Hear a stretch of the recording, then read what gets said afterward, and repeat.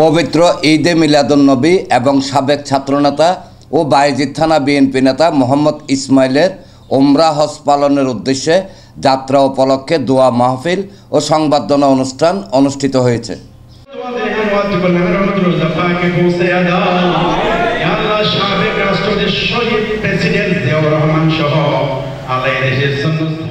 মঙ্গলবার সন্ধ্যায় ৫/৩ নং ওয়ার্ড বিএনপি অঙ্গ সহযোগী সংগঠন ও এলাকাবাসীর যৌথ উদ্যোগে চট্টগ্রাম নগরের নয়ারহাট এলাকার দলীয় কার্যালয়ে ওয়ার্ড বিএনপির আহ্বায়ক মোহাম্মদ শামসুল আলমের সভাপতিত্বে এবং সদস্য সচিব এম সুলাইমান বাদশার সঞ্চালনায় অনুষ্ঠানে প্রধান অতিথি ছিলেন নগর বিএনপির আহ্বায়ক কমিটির সদস্য মোহাম্মদ আবু ইউসুফ।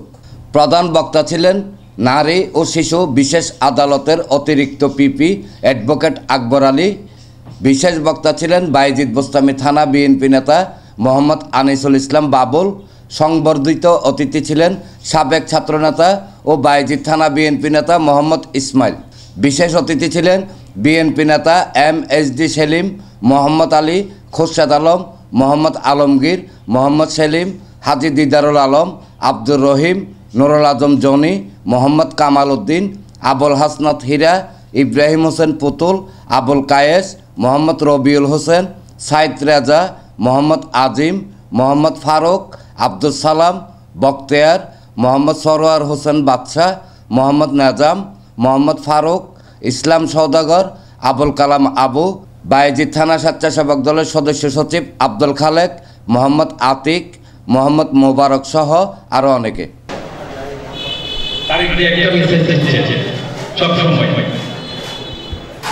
সেটা হচ্ছে আগামী নির্বাচন খুবই কঠিন হবে। এটা কিন্তু আমরা এখন নমুনা পাচ্ছি। কিন্তু আপনারা দেখেছেন আজকে ঢাকা ইউনিভার্সিটিতে ডাকসু নির্বাচন হয়েছে।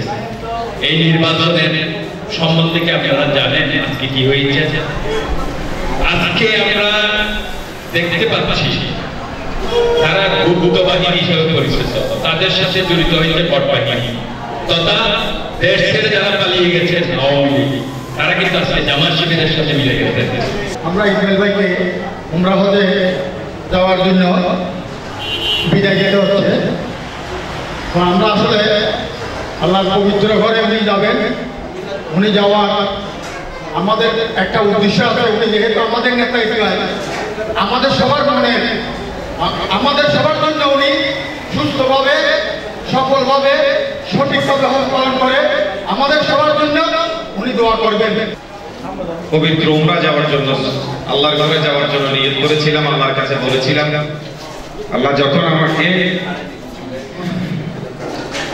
দুর্ঘটনার মধ্যে ফেলেছিল, আমি যখন মৃত্যুর খুব সন্নিকটে ছিলাম, আমি ভাবি নাই কখন আমি আমার জীবন ফিরে পাবো, আমি আপনাদের সাথে থাকতে পারবো, আপনাদের সাথে কথা বলতে পারবো।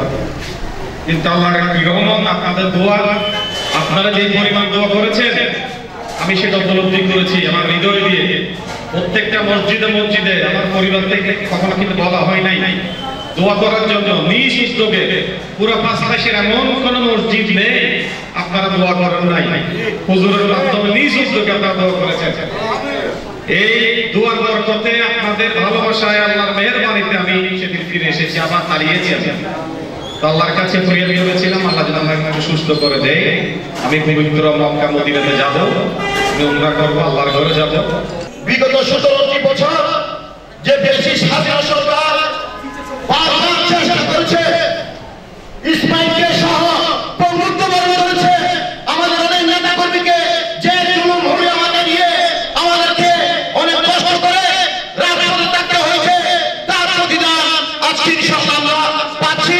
মহান রাব্বুল আলামিন আমাদেরকে সেই সম্মানটুকু দিয়েছে।